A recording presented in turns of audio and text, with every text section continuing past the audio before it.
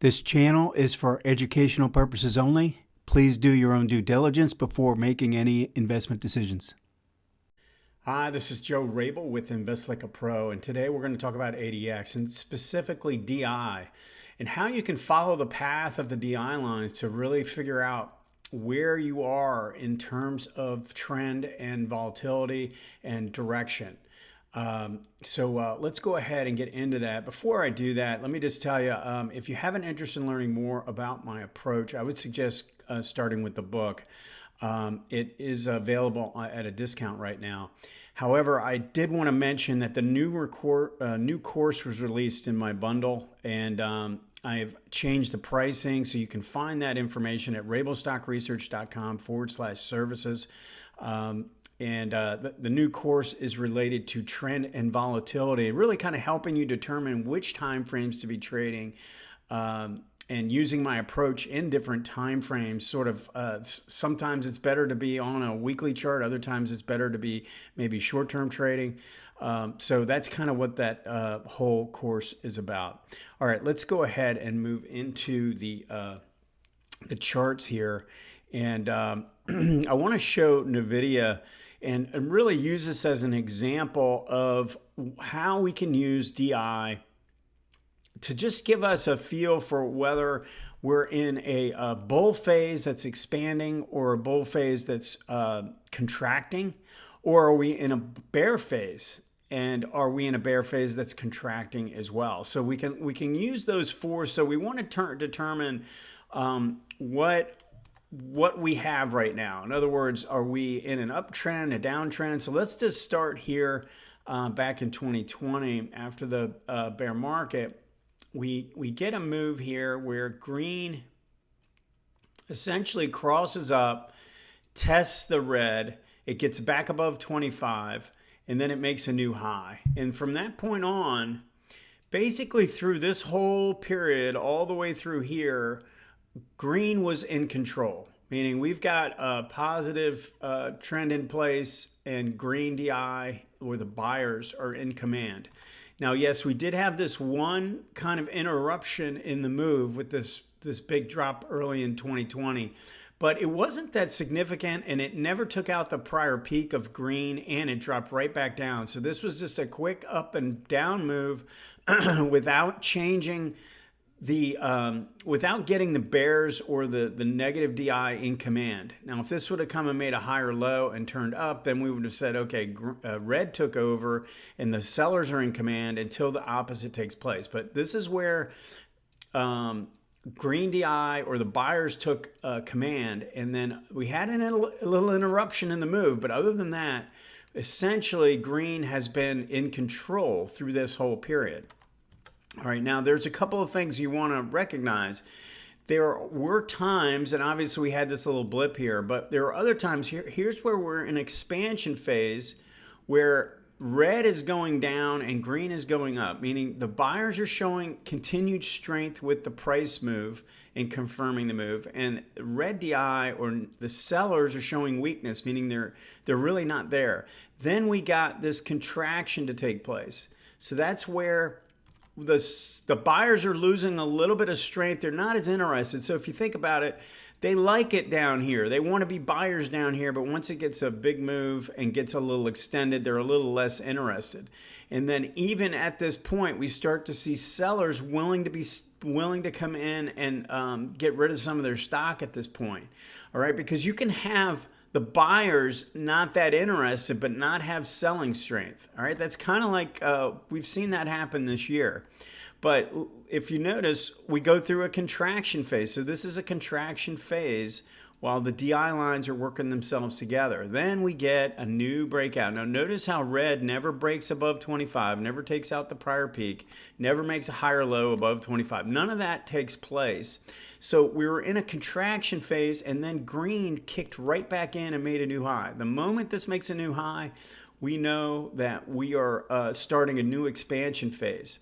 And this expansion phase, so we had a move to the upside, and then we actually got this little lower high. This is where even though this made a new high, the buyers were not as strong. But if you notice, we did not actually create a contraction because we did not make a higher high in the negative DI, meaning sellers never really stepped in. So the buyers were not as interested on this move up here, but the sellers were also not interested. All right, and then we make another move to the upside. We kind of make a spike, and then from that point on, we started contracting from there. All right, so then we have actually a period where the sellers take over. Sellers take over once they take out this high right here. That was in April. Right in this area with this big red bar, we actually get the sellers to take command. Now, we were in contraction until that point. Now, sometimes you can come out of contraction and continue to the upside, and other times you'll have a reversal. Well, we had a reversal, and it ended up being part of a bear market. Then we go into a contraction phase that ends up turning into another reversal back to the upside. Now, that was confirmed in early 2023 with a move to a new high right here. Now we've got buyers in command, and the buyers have been in command this entire time. Now, even though the buyers are in command, notice how we went through a pretty significant contraction phase during this period. Now, this all might sound like pretty simple, or the type of thing that you don't necessarily get anything out of, but if you think about this, if you can stay in tune and you know whether we've got an up market that is expanding, right? Then, especially if it's early in the expansion phase, then that's about the best time to be a buyer, right? We've got uptrend that is expanding, right? Versus uptrend that's contracting. That's a good time to maybe take some profits, right? That's a different situation. Certainly not a time to necessarily be stepping in. So you got to be careful about this area, especially after a big move. So we've gone through this huge move in NVIDIA. We're still in an expansion phase right now. The moment we start to see contraction take place in these lines, I'd start to be pretty careful about this after the long run that it's had. Now, it might just turn into another one of these, but I would think after the run that it's making, it will probably get some kind of a shift downward that ends up, maybe taking some air out of this move.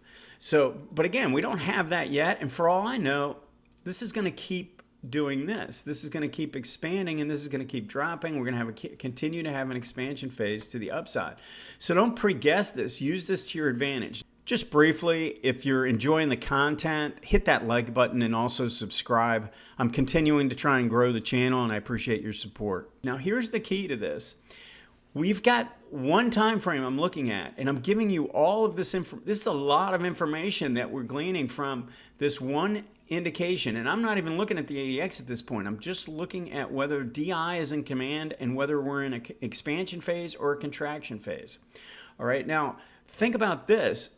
We also have this taking place in each time frame. All right, this is not so we have an expansion phase taking place on the weekly chart, but then we want to go and look at the daily chart and the monthly chart and look above and below and see whether those are in contraction phase or they in an expansion phase as well, and how far along are they in each of those phases. So use that to your advantage as you're going through and looking at this information. If you can do it in individual time frames and then start to look at it from a bigger picture standpoint, it's a massive advantage. Now let's look at what's going on in the S&P, and we'll just go back and look at the clear-cut bulls in command. Then we got a little blip here, but it was really just noise, because what was taking place is we were making a move to the upside, we pulled back, and we made a new high here. This pullback had a decent amount of strength to it, and then when we went to a new high, we didn't actually take out the red. So this was a massive divergence. So you can kind of see the divergence because this didn't break out again, and it's a lot easier to see with the ADX line not getting back above 25.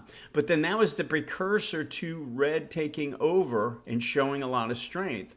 And then we go through our bear market, and then we go through a contraction phase. See the contraction phase? Now, again, when we go through a contraction phase, you could come out of this in either direction. You could have continuation, so you could contract and then continue to the downside, or you can reverse back to the upside and break out. And so we had a cross and we held, and then we made a higher high here. That kind of was confirmed basically here right around April or May.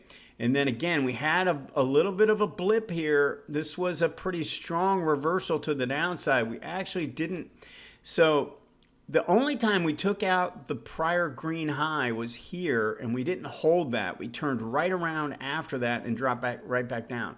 Now, since that time, we've been going into another expansion phase, but we have to be on the lookout for contraction taking place on this time frame. Now, because we've made such a big move, it's a good idea to keep an eye out for contraction on the daily as well. But this is the time frame that's going to kind of tell us whether we've got something really meaningful coming. Meaningful being, something that could be, a little painful to live through. So I would say, start to keep track on this on the key indices. Start to track this on in each time frame as well. But also make sure you're tracking this on your favorite stocks and your holdings. Keep an eye out for this, because this is going to tell us a lot and give us an early warning sign when a stock is getting ready to make a reversal. Because a lot of times you will see this take place. We'll be moving along and green will be fine, and then it'll just disappear, and then it won't confirm the next time up. And that's when we know we probably should be on the lookout for some kind of a reversal. All right, hope this information helps. Let me know if you have any questions. Thanks.